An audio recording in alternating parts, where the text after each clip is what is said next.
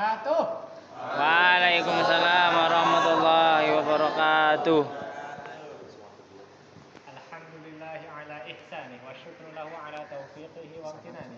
Asyhadu an la ilaha illallah wahdahu la syarika lahu ta'ziman li sya'nih wa asyhadu anna Muhammadan 'abduhu wa rasuluhu da'i ila ridwanih. Allahumma shalli 'alaihi wa ala alihi wa sahbihi wa ikhwani. Amma ba'du fa kaifa halukum? Khair, alhamdulillah. Khair insyaallah khair. Khairin, alhamdulillah. Masya Allah. Dari mananya nih? Coba sebutkan kota. Dari mana? Sebelah mana? Enggak, sebutin aja, random aja. Medan, mana Cung? Medan. Oke, setelah Medan. Jakarta, Cung, Jakarta. Oke. Pekalongan mana Cung? Bandung. Oke, terus NTT mana ngacung NTT? Mas. Purwokerto mana Cung? Oke, 2. Terus Lampung ngacung terus Lampung. 2. Terus Cirebon. 3. Batam. 3. Sulawesi mana? Sulawesi mana ada Sulawesi? Kalimantan. 1 orang. Jatim jangan disebut. Jatim ada? Mana Jatim? Sidoarjo. Sidoarjo. Kalau yang dari disebutkan paling Anda pernah ke Batam. Baru aja Maret ke Batam, misi daurah Jazari Tufah sama Arba'in Nawawi di Kemilau Islamic Boarding School sama di Pondok Hidayatullah Batam. Jangan gini-gini. Kalau Pekalongan, anak pernah berkunjung ke Pondok Nida Ussalam.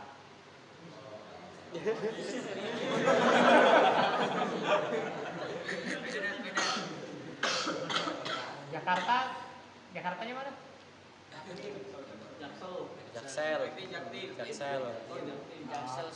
Paling anak pernah ke itu aja Al-Wafi Depok. Itu Ibnu Hajar Boarding School paling. Ibnu Hajar Boarding School. Ya, sampai sekarang kalau yang pernah anak singgahi untuk dakwah paling mungkin sekitar 14 kota di 5 provinsi. Jawa Timur udah, Jawa Barat udah, Jawa Tengah udah, Sulawesi Utara sama Kepulauan Riau kemarin. Kemudian yang ingin anak singgung karena antum pembelajar tajwid dan tidak perlu anak motivasi lagi antum untuk belajar tajwid, tapi anak akan mungkin sedikit memberikan masukan terkait masalah-masalah yang mungkin anak sempat dapat di para pembelajar tajwid. Nah, pertama, saat kita membaca Al-Quran, kan itu berkaitan dengan fisik ya, ibadah fisik. Kita melakukan gerakan salat, sujud, takbiratul ihram, berdiri itu fisik. Nah, ada ibadah lain selain fisik, yaitu ibadah hati. Kalau ada fisik, berarti ada non-fisik. Fisik di dalam bahasa Arab biasa disebut zahir. Kalau non-fisik biasa disebut batin. Apalagi Allah la yanzuru ila suwarikum wala ajsamikum walakin yanzuru ila qulubikum.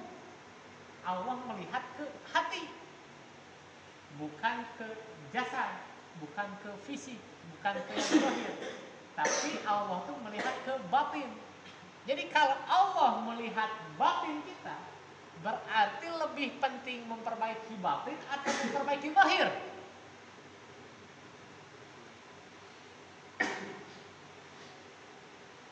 Kita beribadah itu dengan zahir iya, dengan batin iya. Allah melihat qulubikum, Allah melihat hati kalian. Jadi yang lebih penting yang harus kita perbaiki itu zahir atau batin? Batin. Batin.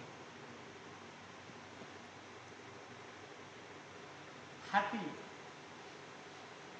Nah, jadi gini, ada rumus yang kalau kalian pahami, kalian gak akan salah paham. Begini, saat seorang ulama atau seseorang memberikan suatu perumpamaan, membandingkan dua keadaan, bukan berarti salah satunya ditinggalkan. Contoh begini, ulama itu bilang gini, ada di kitab Tadhkiratus Sami wal Mutakallim fi Adabil Alim wal Muta'allim. Laisal ilmu ma hufidh walakinnal ilma ma nafa'. Ilmu itu bukan yang dihafal, tapi yang bermanfaat. Coba ulangi, ilmu itu? Ilmu itu bukan yang dihafal tapi yang bermanfaat. Ilmu itu bukan yang dihafal tapi yang bermanfaat. Ulang lagi.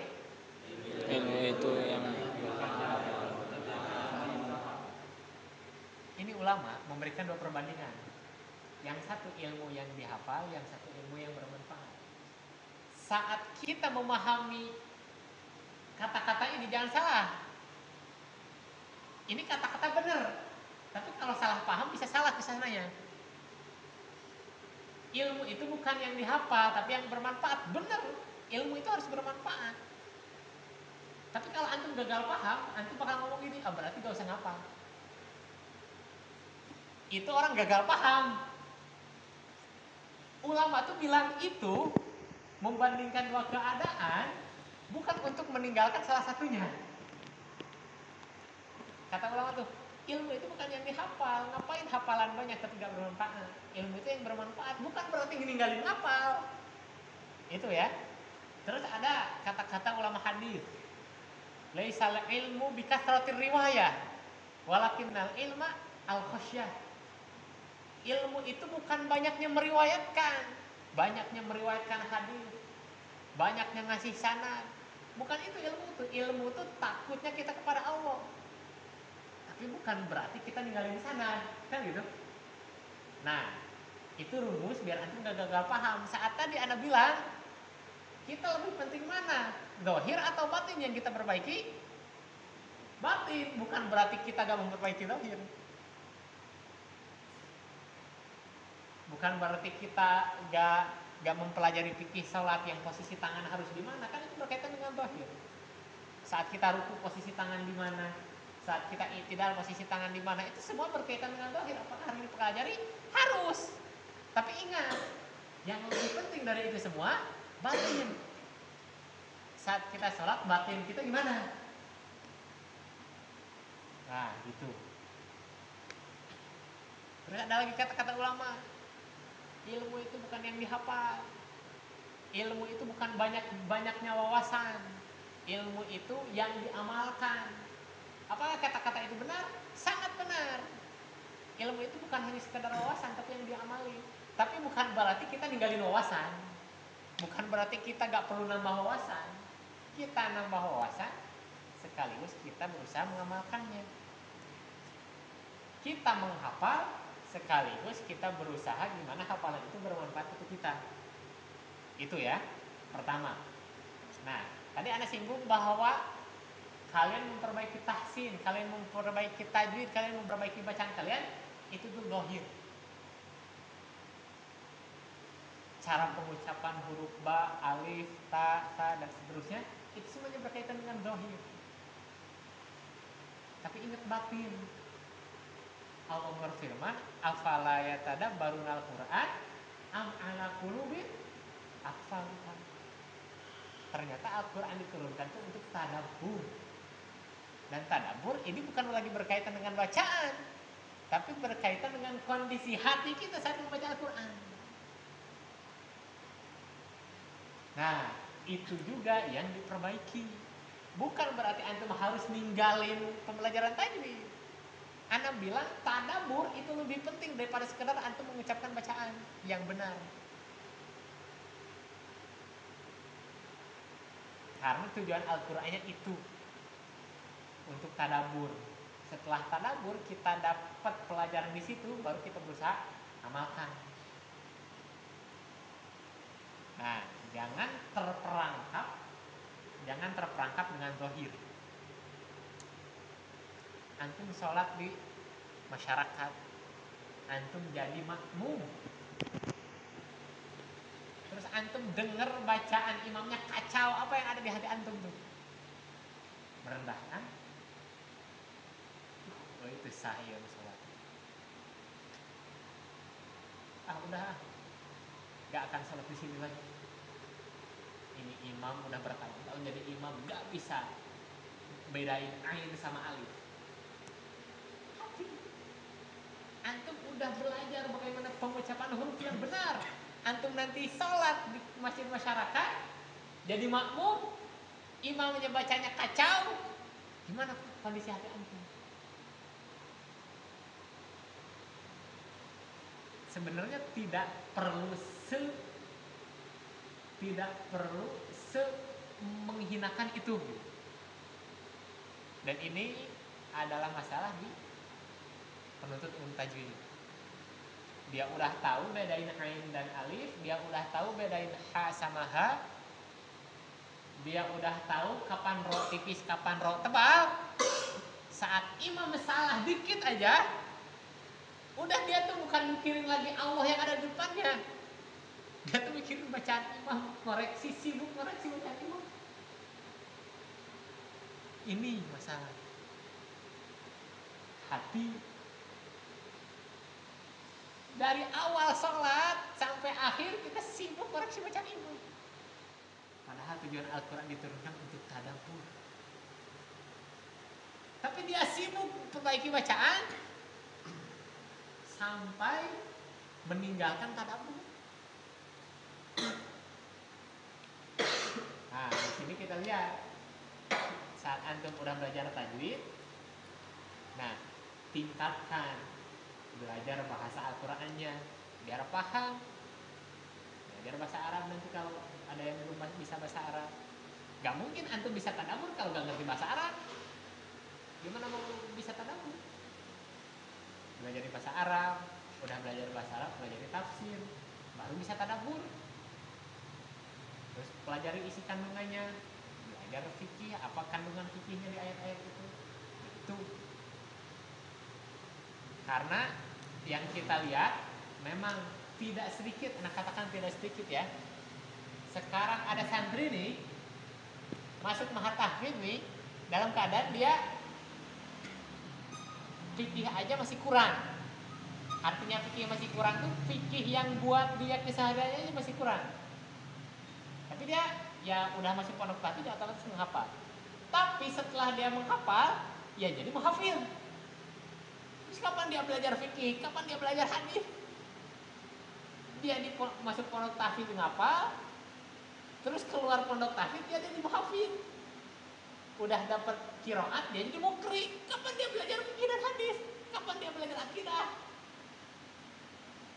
Nah, maka dari itu perjalanan itu ternyata masih panjang. Setelah beres memperhatikan zahir nih, antum harus dalami juga isi kandungannya. Nah, itu. Jadi jangan sampai menghafal Quran gak ngerti fikih. Fikih dasar aja. Juga ngerti tauhid. Bagaimana akidah kita tentang kalamullah. Kalamullah itu apa? Nah, gitu. Itu dibahas di bab tauhid. Oke? Oke? Nah, itu. Mungkin cuma itu ya, yang penting antum dapat insight-nya. Karena yang paling bagus ya nasihat itu yang sedikit.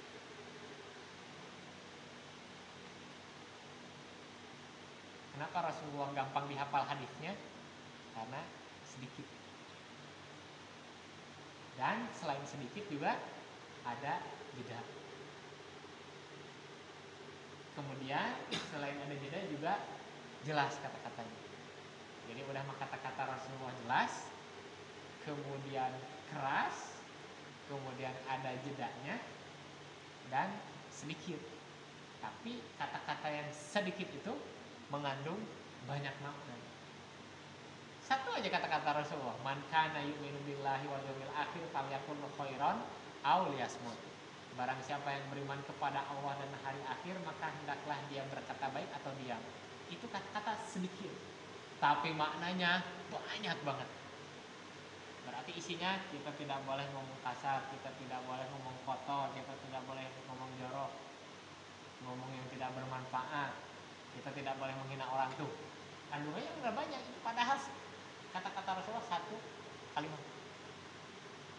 Nah, itulah nasihat yang sedikit. Terima kasih.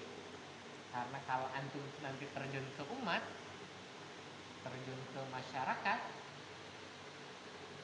terus masyarakat tahu antum hafid, paling masyarakat cuma bilang, Masya Allah, udah hafid 30 juz.